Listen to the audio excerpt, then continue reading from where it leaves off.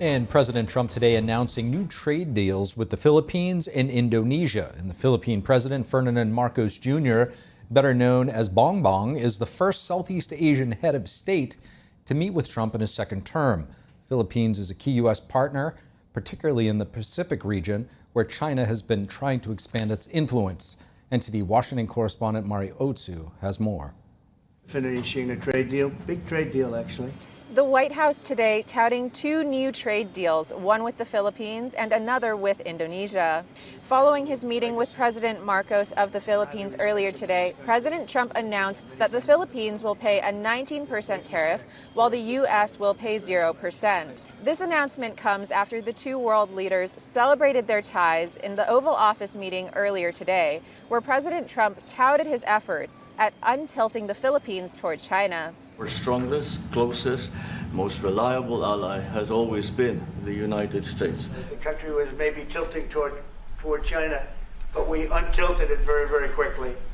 But you know, you had a country that was tilting toward China for a period of time, and I just don't think that would have been good for you. This meeting comes just a couple weeks after the president sent out a flurry of letters to world leaders threatening new tariff rates if their countries failed to reach a trade deal with the U.S. before August 1st. In this early July letter, the Philippines was expected to face a 20% tariff on any goods it imports to the U.S. when this August deadline arrived, 3% higher than Liberation Day's 17% tariff. The president announced later today that Indonesia will also pay a 19% tariff while the U.S. pays 0%. It's there. He's guilty. In other news, President Trump said today that former President Obama should be directly targeted by the Department of Justice. This comes after the Director of National Intelligence, Tulsi Gabbard, confirmed that she made criminal referrals to the FBI and DOJ about the findings of the declassified documents she released on Friday. The report alleged that the Obama administration officials manipulated intelligence concerning Russian interference in the 2016 election. They tried to steal the election. They tried to obfuscate the election. Starting in 2016, but going up to 2020 in the election. They tried to rig the election, and they got caught. And there should be very severe consequences for that. Obama's office later responded, calling the allegations, quote, bizarre and a weak attempt at distraction. Meanwhile, Trump says that the criminal investigation should go forward and that Tulsi Gabbard should have thousands of additional documents coming. Reporting from the White House, Mari Otsu, NTD News. The House of Representatives will be taking its August break and just one day early. This as Democrats try to force a vote about releasing the Epstein files. Speaker of the House Mike Johnson saying committees are still continuing to do important work and that he wants to give the White House space to handle it. Meantime, the House GOP could subpoena Epstein's co-conspirator Ghislaine Maxwell, who's currently serving a lengthy prison sentence.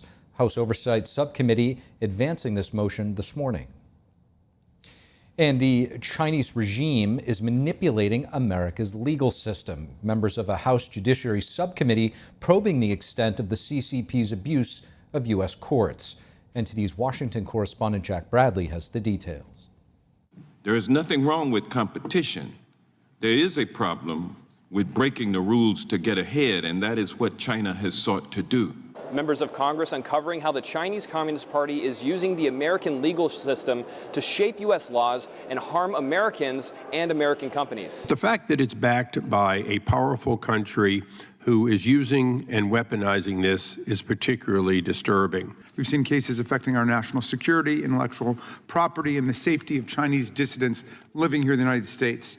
The panel says that the CCP is funding third-party companies with little to no assets, whose only sole purpose is to sue legitimate American companies. These shell companies are supposed to cover the tracks of the CCP, burden legitimate companies with expensive legal defenses, or even steal a company's intellectual property through the evidence exchange process in a legal trial. And American companies that try to fight these in courts are up against the funding of a regime. The Chinese Communist Party does not directly attack its adversaries' systems.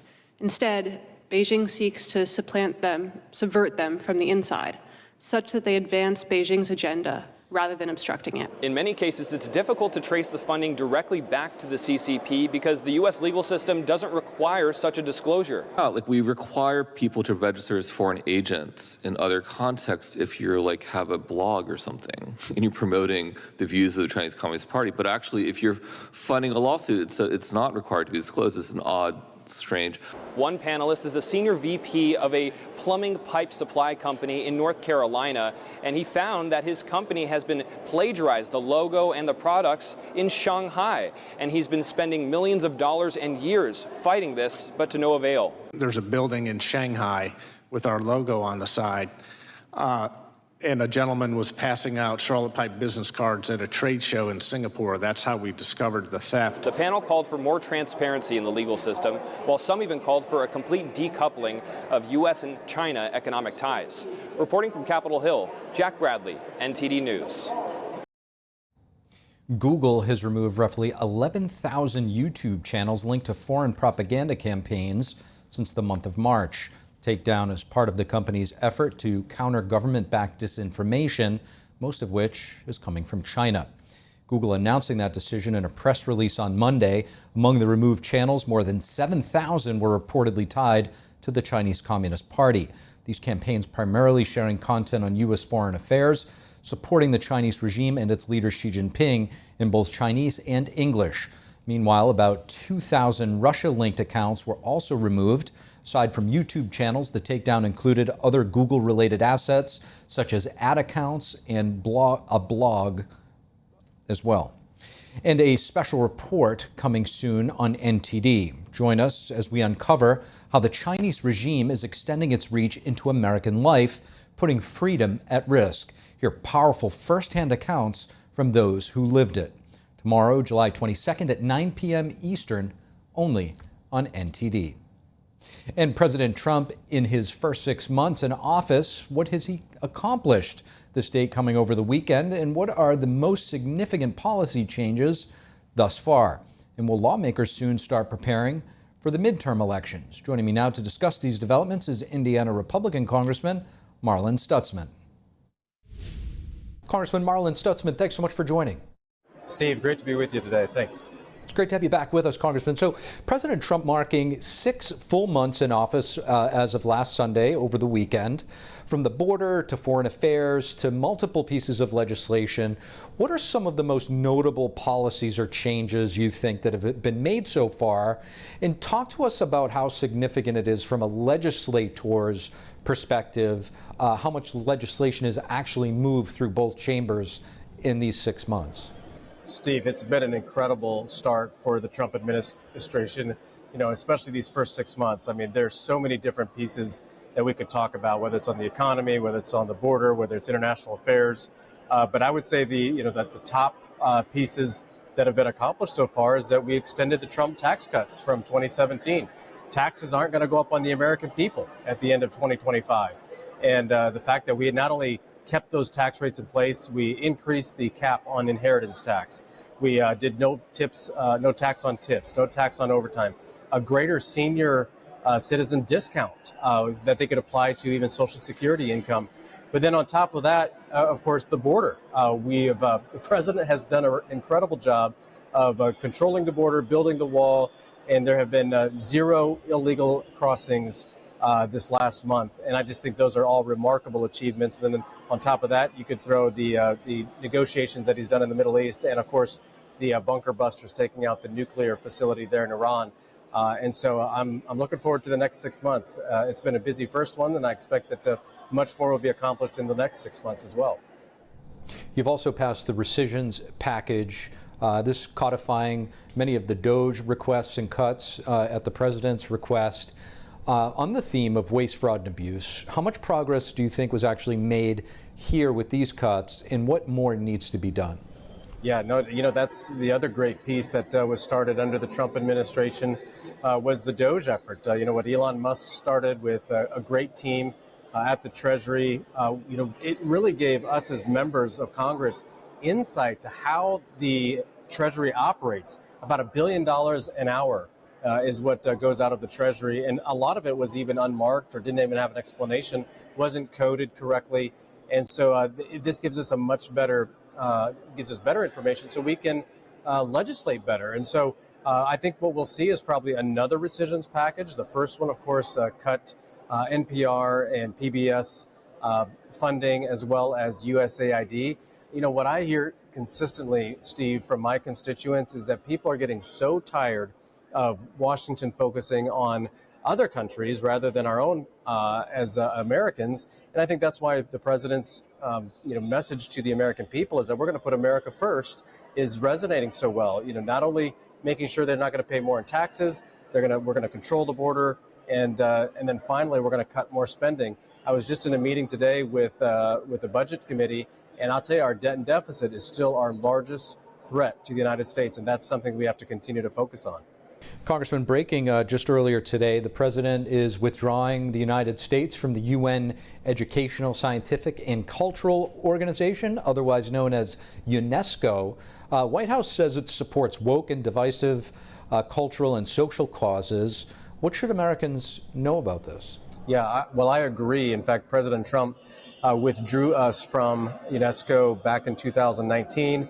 And then, of course, woke President Joe Biden put us back in. And so this is just a repeat of what President Trump has done before. And I think that President Trump knows and is connected with, the majority of Americans that want the United States to be leaders. We don't need to be following the United Nations or any other international organization that doesn't have the same values that we as Americans have.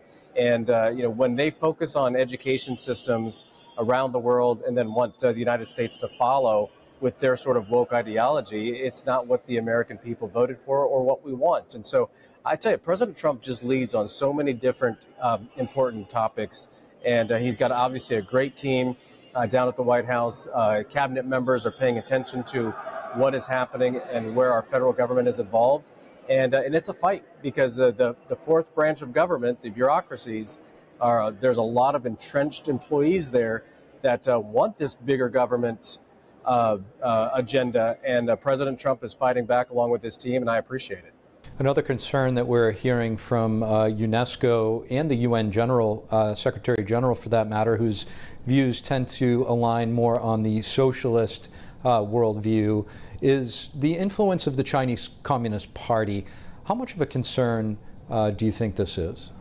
Well, it's a huge concern. As I mentioned earlier, I believe the debt and deficits are our greatest threat, but China is obviously a great threat as well in undermining U.S. superiority around the world. We're winning that battle, but at the same time, the Chinese continue to find places to undermine the United States. And it's something that we have to continue to fight. Whether it's Golden Dome, that was in the One Big Beautiful Bill to protect the United States and our allies from any sort of attack by China or any other country for that matter, is important. But also when it gets to these international organizations like the UN and the World Health Trade Organization, those can also undermine U.S. policy. And you know what? President Trump is in tune with what the American people and what the values of our country are, and he's willing to go fight with those folks as well. And to go see him fight at NATO to get other countries, our allies, to increase their funding shows the impact that President Trump has around the world and here at home. Congressman, lastly, y'all are about to take your summer recess, so we won't be hearing from you, at least from Capitol Hill, for about 5 weeks. What are going to be some of the priorities once Congress is back in session? And, will this be the official start of the midterms? Will we start to see a lot of campaigns being launched? Well, I think you'll definitely see a lot of campaigns being launched over the August work break. But at the same time, I think, we still have a lot of work to do here in Washington. We have the appropriations bills that still have to be passed. We also have another rescissions package likely coming. And we also have the ability to do 2 more reconciliation packages if we need those to get these good policies passed through the Senate. Of course, the Senate is always the difficult place to get rescissions packages and reconciliation packages or normal legislation, I should say, passed through the Senate because of the 60-vote threshold. But reconciliation allows us to do that. Rescissions allows us to do that. And we just have real leadership right now from this administration through President Trump, Treasury Secretary Scott Bessent, Kevin Hassett on economic policy, and of course all of the cabinet members are really putting it's kind of cool to be putting spending cuts on the docket rather than more spending. And every American should appreciate that we're going to work on making America stronger here at home. Congressman Marlin Stutzman, really appreciate you joining us. Thank you. Thank you. Great to be with you, Steve. And so, how are everyday Americans feeling about President Trump's first 6 months in office? NTD's Sam Wong was out in the National Mall right here in D.C. to hear from the folks. What are some of the things that strike you the most that President Trump has done so far in his second term? Securing the borders and the tariffs. He's done a lot of good. He's getting rid of some stuff that we need to get rid of. You got to go with the immigration ban as far as the worst thing he's done so far. Just what he's doing to immigrants, and then that can flip over to other citizens that he doesn't like. Oh, I think his ability to close the border and just make us feel a little safer. Big, beautiful bill. I mean, making that happen without extending the effort for the next 6 months. And that's what he is on everything that he's working. It's just get it done. Right now, it's all of the, trying to sell off all our national parks. That one has really, and just like I find it really, really offensive to kind of mortgage the future and all the beautiful places that my daughter won't get to see. What are some of the things that you agree with, and what are some of the things that you think is kind of lacking here? I can't really think of anything that I agree with. I thought DOGE was a great idea. I think there is I hate to see people lose their jobs, but I hate for my tax dollars just be wasted on crap all the time, too. I hate that him and Elon are feuding now, but maybe they can get past that. Well, I think he keeps repeating himself, when he says he's going to do something or he did something. Is, okay, let the proof be in the pudding. I would like to see him, the deportations be a little more focused on people that really have committed heinous crimes. What are some of the issues you hope President Trump to address in the future? I think the environment's a really big thing. I think we shouldn't be letting people just kind of run wild and do whatever they want. I want to see the truth. I want to see the stuff about the Kennedys, MLK. I want to see all that. Well, both the Israeli-Palestinian scenario, get that resolved, along with the Ukraine and Russia thing. I mean, he promised that. That was one of the things that he promised, like the day after he gets on board. The tariffs, already we're seeing trade surplus. I hope that other nations are really on board with him. I would like to see us stay in NATO, obviously, and make sure all the other countries really support themselves.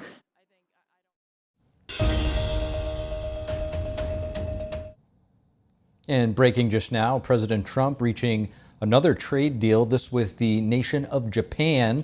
He says Japan will invest $550 billion into the United States and receive 90% of the profits while generating U.S. jobs. Japan will also open trade on cars, trucks, and rice, as well as other agricultural products, while paying a 15% reciprocal tariff to the United States.